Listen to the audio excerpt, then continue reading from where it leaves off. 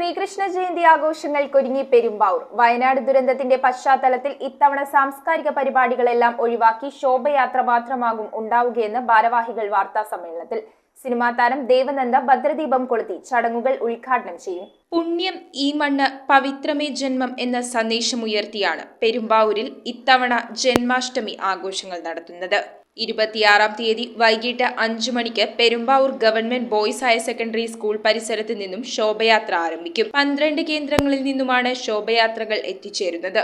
ഇത് നഗരം ചുറ്റി മഹാസഭയാത്രയായി പെരുമ്പാവൂർ ശ്രീധർമ്മശാസ്ത്ര ക്ഷേത്ര മൈതാനിയിൽ സമാപിക്കുമെന്ന് ഭാരവാഹികൾ വാർത്താ സമ്മേളനത്തിൽ പറഞ്ഞു. എല്ലാ വർഷവും ആഘോഷിക്കുന്ന അത്ര വലിയൊരു രീതിയിൽ ഈ വർഷം ആഘോഷിക്കുന്നില്ല. കാരണം നമ്മളുടെ വയനാട് ദുരന്തവും അതിൻ്റെ പശ്ചാത്തലത്തിൽ ശ്രീകൃഷ്ണ ജയന്തിയുടെ ആ ഒരു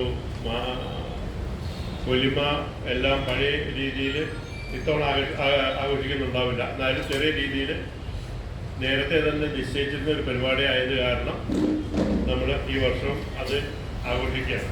മറ്റ് പുതു പരിപാടികളോ അങ്ങനെയുള്ള പരിപാടികളെല്ലാം നമ്മൾ ഇത്തവണ വേണ്ട എന്ന് വെച്ചിരിക്കുകയാണ്. ശോഭയാത്ര മാത്രമായിട്ട് നടത്താണ്. സിനിമാ താരം ദേവനന്ദ ഭദ്രദീപം കൊളുത്തി ചടങ്ങുകൾ ഉദ്ഘാടനം ചെയ്യും. കൃഷ്ണവേഷങ്ങൾ, നിശ്ചല ദൃശ്യങ്ങൾ എന്നിവ ശോഭയാത്രയ്ക്ക് അഴകു പകരും. ഭാരവാഹികളായ advocate Anilkumar, doctor Vijayakumari, G Gopakumar, Sreekumar, advocate H Gopakumar തുടങ്ങിയവർ വാർത്താ സമ്മേളനത്തിൽ പങ്കെടുത്തു. News bureau, Perumbavoor. Kopparambil ayurvedic hospital and research centre. ഉഴിച്ചിൽ, lumbar spondylitis, cervical spondylitis, disc bulging കൊണ്ടുണ്ടാവുന്ന ബുദ്ധിമുട്ടുകൾ എന്നിവ ചികിത്സിക്കാൻ വിദഗ്ധരായ ഡോക്ടർമാർ. Kopparambil ayurvedic hospital and research centre,